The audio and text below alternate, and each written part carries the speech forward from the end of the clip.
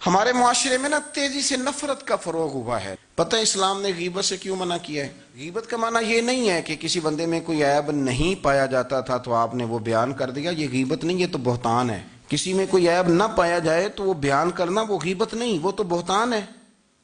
غیبت کی تفصیل یہ ہے، تشریح یہ ہے، غیبت کی تعریف یہ ہے کہ کسی میں کوئی عیب پایا جاتا تھا، آپ نے وہ اس کی غیر موجودگی میں ڈسکس کیا تو اس کا نام غیبت ہے۔ وہ عیب تھا، آپ سچ ہی بول رہے تھے، آپ ٹھیک کہہ رہے تھے، وہ عیب واقعی تھا، پر اسلام اس کو پسند نہیں کرتا۔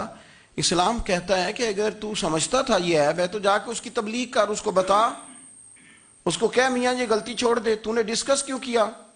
آپ کسی شخص کے پاس بیٹھیں اور کسی دوسرے آدمی کی تعریف کریں، آپ کہیں کہ بڑا اچھا ہے، بڑا بامروت ہے، مہمان نواز ہے، با اخلاق ہے، وعدے کو وفا کرنے والا ہے، دیانت دار ہے، سچ بولتا ہے، آپ تعریفیں کریں۔ آپ کسی کے سامنے تعریف کریں گے نا تو بندہ کہے گا یار کسی دن ملاقات تو کرا، اور جب وہ ملے گا تو اس کی آنکھوں کے اندر ایک خاص کشش ہوگی، پیار ہوگا، ملنے کو جی چاہے گا، ایک خاص راحت ہوگی۔ یہ کب ہوگا؟ جب آپ نے کسی کی تعریف کر دی۔ لیکن اگر آپ کسی کی غیبت کریں گے، کسی کے بارے میں کہیں گے بڑا غلط ہے جی، لوٹ لیتا ہے جی، چور ہے جی، فاسق ہے جی، تو بندہ اگر کبھی مل بھی گیا تو اس سے سلام لینے کو دل، ہم نے پتہ کیا کیا، تیزی سے فروغ پایا ہے ہمارے ہاں نفرت کا ماحول۔ آپ کھول لیں، کوئی یوٹیوب کھول لیں، کوئی ایسا چینل کھول لیں، بس لڑائی ہے، فلانا فلانے سے لڑ رہا ہے، فلانا۔ مذہبی لوگوں کی میں منت کرتا ہوں کہ خدا را دین کو اس طرح کا ماحول تو نہ آپ دیں کہ لوگ کہیں کہ ان میں کوئی شے طے ہی نہیں، فلانا فلانے کا جواب دے رہا ہے، فلانا فلانے کا، اور بازاری زبان استعمال کی جا رہی ہے۔ اور ٹھیک ہے، مسلمات جو طے تھے لوگوں نے تو ان کو بھی چھیڑنا شروع کر دیا، اور تضحیق کی جاتی ہے، لفظ اس طرح کے اختیار کیے جاتے ہیں جو ویسے ہی وزادار آدمی بولنا پسند نہیں کرتے۔ کیا آپ اپنی شکل دکھا رہے ہیں کفر کو کہ یہاں نفرت ہی نفرت ہے، اور وہ باتیں جن کو بالکل چھیڑنا نہیں چاہیے تھا ان پر بھی آپ کلام کرتے ہیں۔ آپ نے کوئی چیز نہیں چھوڑی، اس پر آپ نے بحث نہ کی ہو، الجھایا نہ ہو، میلہ لگا دیا، اللہ جانے کوئی کیا بول رہا ہے۔ دعوت دین کون دے گا؟ پیغام حق کون سنائے گا؟ فلانا فلانے کا جواب دے رہا ہے، اور پھر وہ دوسرے کا جواب دے رہا ہے، تیسرا تیسرے پہ تبصرہ کر رہا ہے، چوتھا پانچویں پہ تبصرہ کر رہا ہے۔ یہ کب تک بات ایسے چلے؟ یہی حال سیاسی لوگوں کا ہے۔ میرے ملک کا جو نوجوان اب بڑا ہو رہا ہے نا، میں بڑی ذمہ داری سے بتا رہا ہوں، وہ جیسے ہی بڑا ہوتا ہے تو وہ سمجھتا ہے میں ڈاکوؤں کے ملک میں پیدا ہوا ہوں، وہ سمجھتا ہے یہ شاید چوروں کی دھرتی ہے، وہ سمجھتا ہے شاید یہاں سب دھوکے باز ہیں۔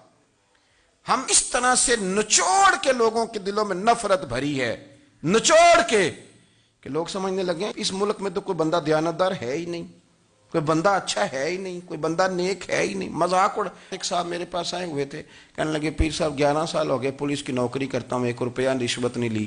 وہ چلا گیا، میں نے اسے تھپکی دی تو وہ نکلا ہے، تو ایک بندہ کہنے لگا سب انہیں جو ہوتے نہیں نہ سکتا۔ میں نے کہا یار تو منشی ہے اللہ کی رحمت کا، یہ میرے رسول اللہ کا دین ہے، اور قیامت تک لوگ اس پر عمل کریں گے۔ اس نے 11 سال کا ہے، وہ 40 سال بھی کہتا تو میں ماننے کو تیار ہوں۔ کیوں کچھی باتیں کرتے ہیں؟ آپ نے تو تباہی کر دی، کوئی بندہ ٹھیک نہیں بچا، ایسے میلہ لگا ہوا ہے۔ اس دھرتی کو آپ برا کہتے ہیں، اس کو چوروں کی اور ڈکیت کی اور فرار لوگوں کی آپ دھرتی کہتے ہیں؟ یہ وہ دھرتی ہے جس نے داتا گنج بخش علی حجویری جیسے لوگ رکھے ہوئے ہیں، یہ وہ دھرتی ہے جہاں بابا فرید جیسے لوگ بستے ہیں۔ کیا بات کرتے ہیں صاحب، یہ اتنے بزرگ ترین لوگ یہاں بستے ہیں اور آپ کیا بات کرتے ہیں؟ دیکھیں، میں بالکل ہی غیر سیاسی اور غیر جانبدار رہتا ہوں ملکی معاملات میں، لیکن جس شخص نے پاکستان کو ایٹمی قوت بنانے کے لیے، اب تو بڑی عمارت ہو گئی ہے، غربت میں جس بندے نے کام شروع کیا تھا کہ ایٹمی طاقت بن جائے، اس نے کوئی کام کیا کہ نہیں کیا؟ آپ کو پاورفل بنایا کہ نہیں بنایا؟ کبھی تبصرہ ہوتا ہے اس پر بھی؟ ہمیں لاکھ اختلاف صحیح، ہم بھی بات کرتے ہیں مخالفت میں، لیکن تباہی نہیں اتار دی ہم نے، توہین کر کر کے، نفرت پھیلا پھیلا کے۔ اس سے پہلے جو حکومت گئی، ایسا نہیں ہے کہ انہوں نے کوئی کام بھی ایسا نہیں جو اچھا نہ کیا ہو، ایسا نہیں ہے۔ میں ملک بھر میں سفر کرتا رہتا ہوں، میں دیکھتا ہوں بہت ساری جگہیں ایسی ہیں، بہت سارے دیہات ایسے ہیں جس میں بڑے بڑے شاندار روڈ بنائے گئے، کام کیا گیا۔ ان کی 99 خامیاں اپنی جگہ پر، خوبی کا بھی تو ذکر کریں۔ یہی حال اس گورنمنٹ کا ہو رہا ہے۔ लाठ लेके लोग हैं, ये भी गंदा वो भी गंदा। ये आप किस तरह की बात कर रहे हैं?